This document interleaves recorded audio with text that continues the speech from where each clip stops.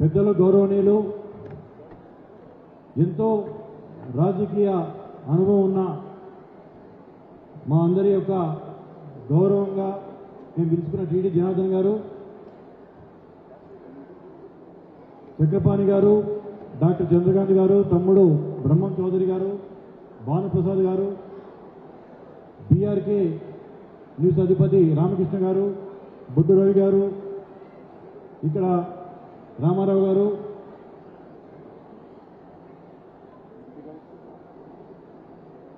నందిగం శ్రీనివాసరావు గారు, ఇక్కడ విచ్చేసిన అందరికి కూడా కార్తీక మాస వనభోజన శుభాకాంక్షలు.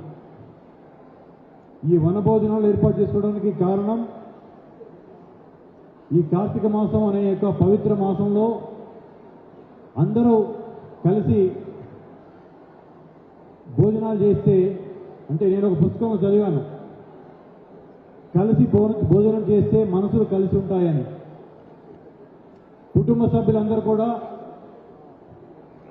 ఏదో ఒక మీల్ రోజులో ఏదో ఒకసారి కుటుంబ సభ్యులందరూ కలిసి కనుక భోజనం చేస్తే ఆ కుటుంబ సభ్యులందరి మధ్యలో అనుబంధాలు, బాంధవ్యాలు ఇంకా బలోపేతమవుతాయనే దానికి కలిసి భోజనం చేయాలని చెప్పారు.